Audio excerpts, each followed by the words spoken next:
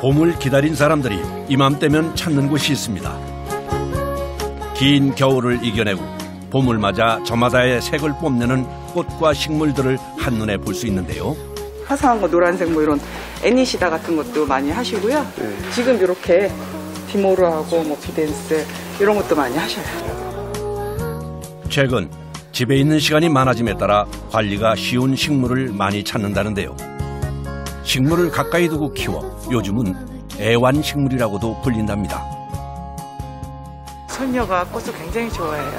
발코니가 있어서 거기 정원에 심어주고 싶었어요. 꽃 같은 거 사다가 베란다에 놓고 좀 보려고.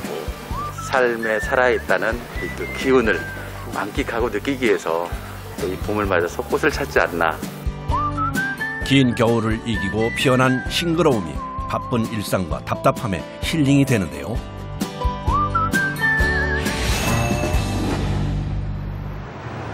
이러한 유행으로 봄을 맞아 바쁜 사람들을 찾아갔습니다.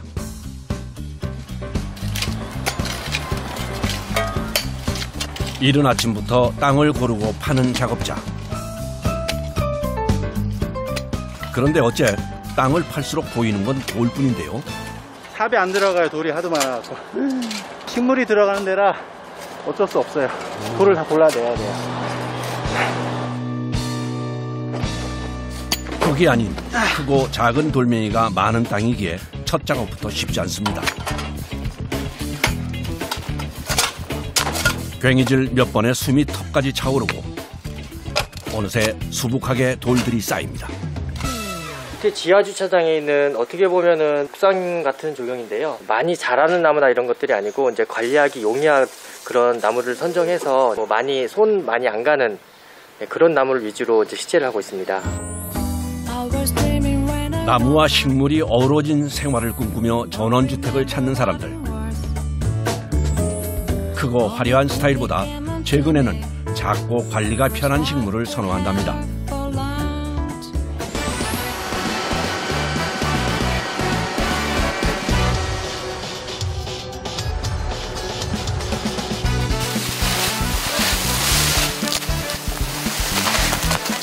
돌을 고른 땅에 새로운 흙을 옮겨주는데요.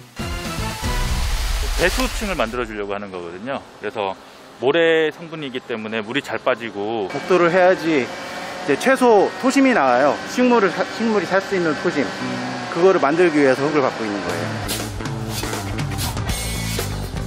물이 잘 빠지고 식물들이 잘 자라는 토양으로 바꿔주는 작업인 거죠.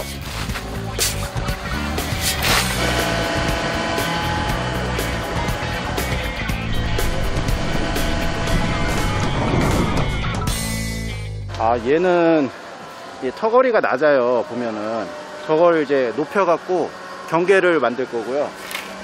얘는 식물 옆에다가 같이 연출을 할 거예요. 저거는 이제 고객님이 이렇게 다니시는 길로 만들 거고. 조경 작업은 나무, 꽃 등의 식물뿐만 아니라 돌을 다양한 방법으로 이용해 주는데요. 이건 흙이 유실되지 않도록 화단을 높여주는 거랍니다. 이가 꽉 물려 있어야지 흙 유실이 덜 되고요. 그래서 건너가지 않게.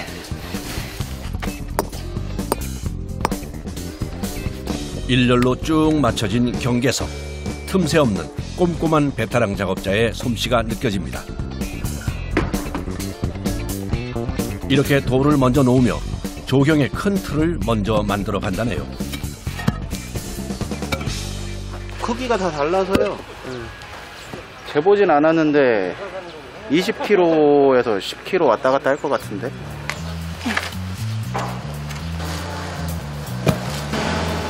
그런데 어째 아까와 다르게 일정하지 않고 듬성듬성 놓인 디딤돌. 이 부정형으로 하면 훨씬 더 자연스러워요. 딱 떨어지게 하는 것보다는 자연스럽게 나오니까 이걸로 많이 쓰죠.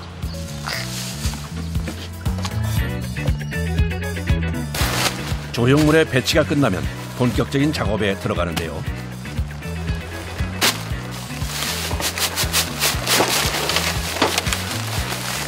그런데 이 하얀 가루는 뭔가요?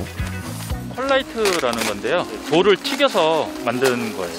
인공 토양이라고 보시면 될 것 같아요. 여기가 주택이 밑에가 지하 주차장이라서 하중 문제 때문에 좀 가벼운 거를 쓰고 있고요. 가볍고 물이 잘 빠지는 인공 토양인 펄라이트와 식물의 영양분이 되어줄 상토를 함께 섞어 사용해준답니다.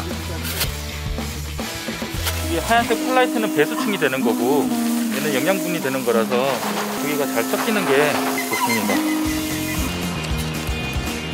흙이 준비되었으니 이제 등장하는 정원의 주인공.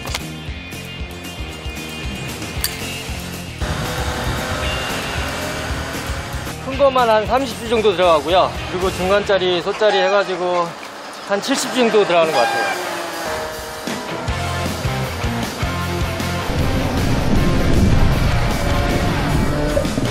이제 베테랑 작업자의 노하우가 빛을 발하는 작업인데요. 해가 드는 방향을 보고 나무가 잘 자랄 수 있는 위치를 선정한 다음 보기에 좋은 각도를 꼼꼼하게 확인해야 합니다. 이쪽으로 서서 너 이쪽으로 내려줘봐. 뒤로 돌려줘봐. 아예 반대로 한번 해줘.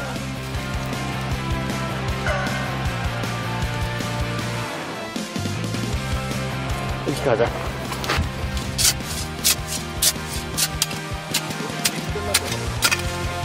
나무가 더 이뻐요. 여기랑 더 어우러져요.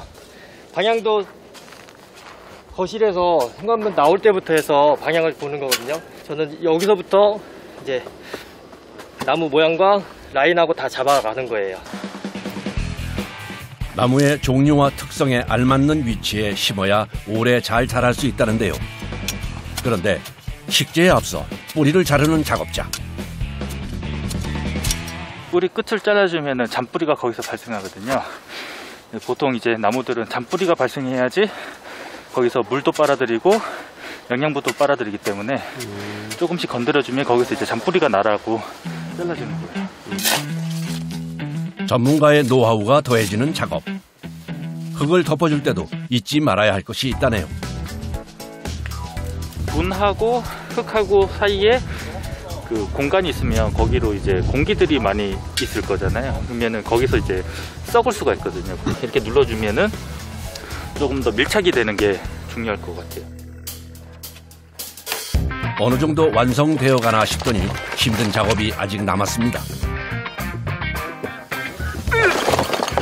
안 돼. 조경에 빠지지 않는 조형물인 돌은 단지 인테리어 효과만이 아닌 흙의 유실을 막아주고 식물이 잘 자라는 데 도움을 준다는데요. 온도를 유지시켜주고요. 너무 춥거나 너무 덥거나 할 때 거의 중간 정도 온도를 유지시켜줘요. 그리고 식물하고 굉장히 잘 어울리고요. 주변과 어울리는 안정된 위치를 선정해 배치까지 마치고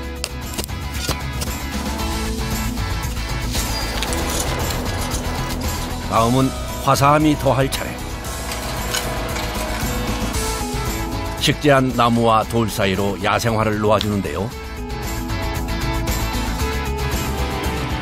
전체적으로 이제 계속 봐야 돼서 한 번에 식재야 되는 거는 거의 없고요. 계속 위치 바꾸면서 최적의 상태를 만들기 위해서 지금 작업을 하고 있는 겁니다.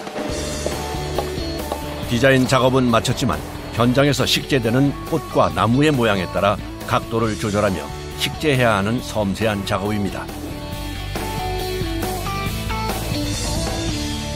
나중에 한 1, 20분 정도 하면은 다리 감각이 없어지거든요. 그래서 중간중간 좀 많이 다리 좀 풀어주고 좀 쉬면서 해야 돼요.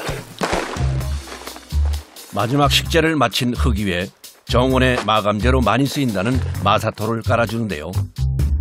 수분 증발도 좀 억제시켜주고요. 주변에서 이제 풀씨 같은 거 날아오게 되면은 씨앗이 잘 뿌리를 못 내려가지고 잡초 같은 게 발생을 좀 억제시켜주는 효과가 있거든요. 정원에 놓인 작은 자갈 하나도 그 역할이 있기에 하나하나 꼼꼼하게 챙깁니다. 처음 시작할 때는 끝이 안 보이는데 지금은 이제 슬슬 끝이 보여가니까 이 글씨로 천천히 주변 상황을 다 보면서 천천히 해야 돼요.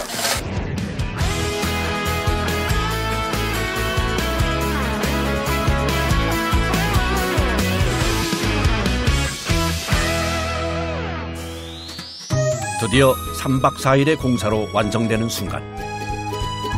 단순히 나무 하나 꽃 하나를 심는 것이 아닌 정원 전체를 연출하고 만들어가는 작업.